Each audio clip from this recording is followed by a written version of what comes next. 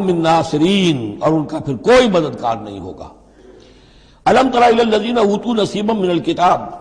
کیا تم نے غور نہیں کیا ان لوگوں کی حالت پر جنہیں کتاب کا ایک حصہ دیا گیا تھا؟ اوتو مجہول کا صیغہ، یہ جیسا کہ میں نے عرض کیا جہاں کوئی مذمت کا پہلو ہوتا ہے تو اس میں یہ مجہول کا صیغہ آتا ہے۔ جنہیں کتاب کا ایک حصہ دیا گیا تھا، یدعون الی کتاب اللہ لیحکم بینہم، اب انہیں بلایا جاتا ہے اللہ کی کتاب کی طرف کہ وہ ان کے مابین فیصلہ کرے۔ ثم یتولی فریق منہم وہم معرضون، پھر ان میں سے ایک گروہ جو ہے پیٹھ موڑ لیتا ہے اعراض کرتے ہوئے، یعنی یہ کہ مانتے بھی ہیں کتاب کو لیکن اس کے فیصلے کو تسلیم کرنے کے لیے تیار نہیں۔ ذالک بانہم قالوا لن تمسنا النار الا ایاما معدودات، یہ مضمون آ چکا ہے سورہ بقرہ میں۔ یہ کیوں ڈھٹائی ہو رہی ہے کہ مانتے بھی ہیں اور پھر عمل نہیں کر رہے؟ انہیں بتایا جاتا تم اس کتاب پر ایمان رکھتے، اس میں یہ لکھا ہے یہ سود حرام ہے، کیا کر رہے ہو، یہ شے حرام ہے، کس کام میں لگے ہوئے ہو؟ لیکن نہیں، کیوں اڑ جاتا ہے انسان؟ اس کی تشخیص کر دی۔ ذالک بانہم قالوا، یہ اس وجہ سے ہے کہ انہوں نے یہ عقیدہ گھڑ لیا ہے کہ لن تمسنا النار الا ایاما معدودات، ہمیں تو چھو ہی نہیں سکتی آگ جہنم کی مگر گنتی کے چند دن۔ جب یہ عقیدہ ہے تو پھر کاہے کو انسان دنیا کا نقصان برداشت کرے؟ بابر میں عیش کوش کے عالم دوبارہ نیست، حلال سے حرام سے جائز سے ناجائز سے جو بھی عیش حاصل کیا جا سکتا کرنا چاہیے، بخش تو دیا ہی جانا ہے۔ یہ عقیدہ ہے کہ جو در حقیقت ایمان بالآخرت کی نفی کر دیتا ہے۔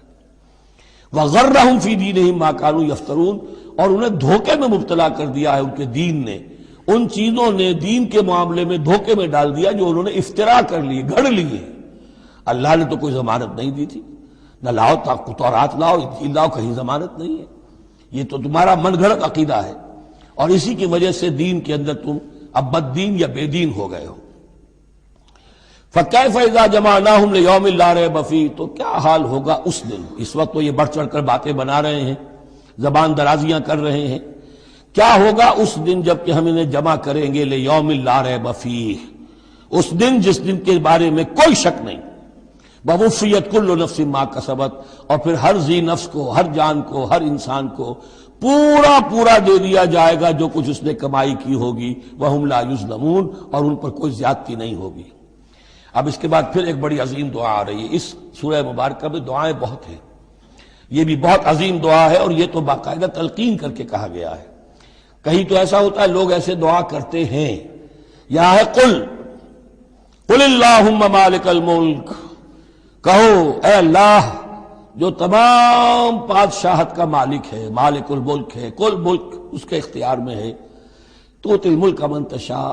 تو حکومت اور اختیار دیتا ہے جس کو چاہتا ہے، وتنزع الملک ممن تشاء، اور سلطنت چھین لیتا ہے جس سے چاہتا ہے،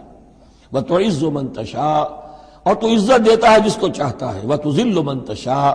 اور تو ذلیل کر دیتا ہے جس کو چاہے۔ بیدک الخیر، تیرے ہاتھ میں سب خوبی ہے، اس کے دونوں معنی ہیں، کل خیر خوبی تیرے ہاتھ میں ہے، دوسرے کہ تیرے ہاتھ میں خیر ہی خیر ہے۔ بسا اوقات انسان جسے اپنے لیے شر سمجھ بیٹھتا ہے وہ بھی اس کے لیے خیر ہوتا ہے۔ عسیٰ ان تحبوا شیئا وہو شر لکم وعسیٰ ان تکرہوا شیئا وہو خیر لکم، انک علی کل شیء قدیر، یقیناً تو ہر چیز پر قادر ہے۔ تولج اللیل فی النہار، تو رات کو لے آتا ہے دن میں پرو کر، وتولج النہار فی اللیل، اور پھر دن کو نکال لاتا ہے رات میں سے پرو کر، وتخرج الحی من المیت، اور تو نکالتا ہے زندہ کو مردہ سے، وتخرج المیت من الحی، اور تو نکالتا ہے مردہ کو زندہ سے۔ اس کی بہترین مثال مرغی اور انڈا، مرغی میں جان نہیں ہے لیکن اسی میں سے چوزہ برآمد ہوتا ہے، زندہ ہے، اور وہ مرغی جو ہے وہی انڈا دے رہی ہے، تو گویا کہ اللہ تعالیٰ کے ہاں وہ چیز چل رہی ہے، تخرج الحی من المیت وتخرج المیت من الحی، وترزق من تشاء بغیر حساب، اور تو دیتا ہے جس کو چاہتا ہے بے حد و حساب۔ لا يتخذ المؤمنون الکافرین اولیاء من دون المؤمنین، اہل ایمان نہ بنائیں اپنے دوست کافروں کو، اولیاء ایسا دوست جو قلبی دوست ہو، جو رازدار بھی ہو جاتے ہیں، پشت پناہ بھی ایک دوسرے کے سمجھے جاتے ہیں، یہ تعلق کفار کے ساتھ اختیار کرنے کی اجازت نہیں ہے۔ ایک اچھا رویہ ہو، ظاہری مدارات ہوں، آپ ان سے اچھے کلچر طریقے پر بات کریں، تہذیب کے ساتھ، یہ اور بات ہے،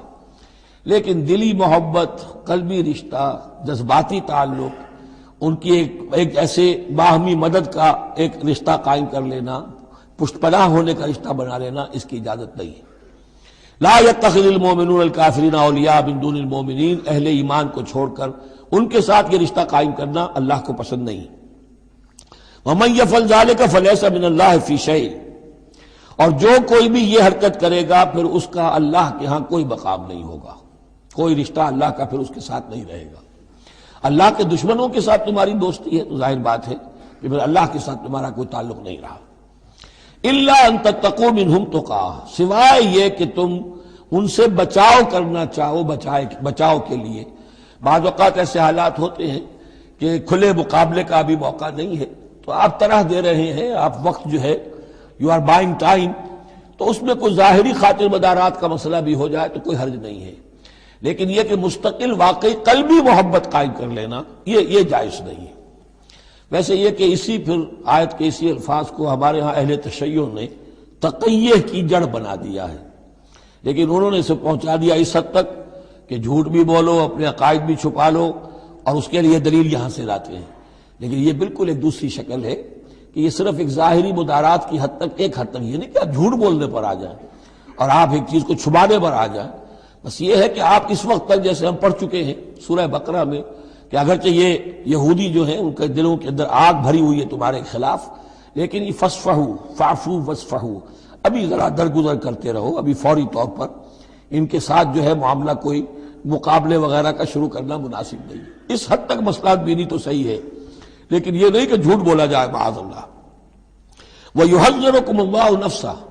اور اس میں بھی اب اور نرمی کر دی، اللہ تمہیں ڈراتا ہے اپنے آپ سے، اللہ سے ڈرو، یعنی کسی اور سے ڈر کر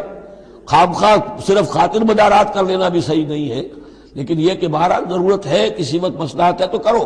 لیکن یہ کہ اصل تمہارے دل میں خوف اللہ کا رہنا چاہیے۔ وَإِلَى اللَّهِ الْمَصِيرُ، اور اللہ ہی کی طرف تمہیں لوٹ جانا ہے۔ قُلْ إِن تُخْفُوا مَا فِي صُدُورِكُمْ وَتُبْدُوهُ يَعْلَمُ اللَّهُ، یہ پھر وہی آیت آ گئی ہے جو سورہ بقرہ کے آخر میں آئی تھی، لِلَّهِ مَا فِي السَّمَاوَاتِ وَمَا فِي الْأَرْضِ وَإِن تُبْدُوا مَا فِي أَنفُسِكُمْ أَوْ تُخْفُوهُ يُحَاسِبْكُم بِهِ اللَّهُ، یہاں فرمایا قُلْ إِن تُخْفُوا مَا فِي صُدُورِكُمْ، کہہ دیجئے کہ اگر تم چھپاؤ جو کچھ کہ تمہارے سینوں میں ہے، أَوْ تُبْدُوهُ، یا تم اسے ظاہر کر دو، يَعْلَمُهُ اللَّهُ، اللہ تعالیٰ اس کو جانتا ہے۔ تمہارے ظاہر کرنے چھپانے سے اللہ سے کوئی تعلق نہیں ہے، ایک دوسرے سے چھپا سکتے ہو، ظاہر کر سکتے ہو، اللہ سے نہیں۔ وَيَعْلَمُ مَا فِي السَّمَاوَاتِ وَمَا فِي الْأَرْضِ، اور وہ جانتا ہے جو کچھ کہ آسمانوں میں اور زمین میں ہے۔ وَاللَّهُ عَلَىٰ كُلِّ شَيْءٍ قَدِيرٌ، اور اللہ تعالیٰ ہر چیز پر قادر ہے۔ یوم تجد کل نفس ما عملت من خیر محضرا،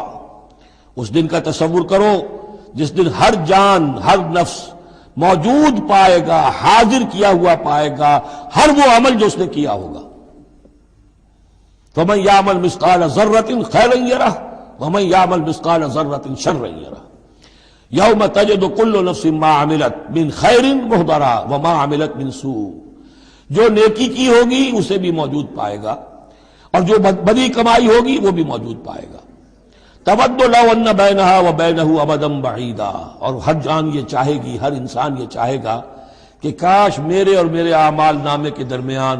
بڑا فاصلہ آ جائے، میں اسے دیکھوں بھی نہ، میری نگاہ بھی اس پر نہ پڑے۔ وَيُحَذِّرُكُمُ اللَّهُ نَفْسَهُ، اور اللہ ڈرا رہا ہے تمہیں اپنے آپ سے، یعنی تقویٰ رکھنا ہے تو اس کا کرو، ڈرنا ہے تو اس سے ڈرو، خوف کھانا ہے تو اس سے کھاؤ۔ وَاللَّهُ رَءُوفٌ بِالْعِبَادِ، اور اللہ تعالیٰ اپنے بندوں کے حق میں بہت شفیق ہے، یعنی یہ وارننگ سے اسی لیے دے رہا ہے کہ تمہاری عاقبت برباد نہ ہو، بار بار سمجھا رہا ہے۔ قُلْ إِن كُنتُمْ تُحِبُّونَ اللَّهَ، یہ آیت بہت معروف بھی ہے، مسلمانوں کو پسند بھی ہے، ہمارے ہاں جو وعظ ہوتے ہیں، تقاریر ہوتی ہیں تو اس کے اندر بہت کثرت سے کوٹ ہوتی ہے۔ قُلْ إِن كُنتُمْ تُحِبُّونَ اللَّهَ فَاتَّبِعُونِي يُحْبِبْكُمُ اللَّهُ، اے نبی کہہ دیجئے کہ اگر تم لوگ چاہتے ہو کہ اللہ سے محبت کرو، اگر تم اللہ سے محبت کرتے ہو فاتبعونی، تو میری پیروی کرو، میرا اتباع کرو۔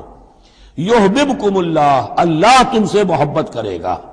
ویغفر لکم ذنوبکم، اور تمہارے گناہ بخش دے گا، واللہ غفور الرحیم، اور اللہ غفور الرحیم ہے۔ قل اطیعوا اللہ والرسول، کہہ دیجئے اطاعت کرو اللہ کی اور اس کے رسول کی، فإن تولوا فإن اللہ لا يحب الکافرین، اور اگر وہ پیٹھ موڑ لیں تو اللہ کو ایسے کافر پسند نہیں ہے۔ یہ دو آیتیں اس اعتبار سے بڑی اہم ہیں کہ اس میں رسول کے لیے دو الفاظ آئے ہیں، اطاعت اور اتباع۔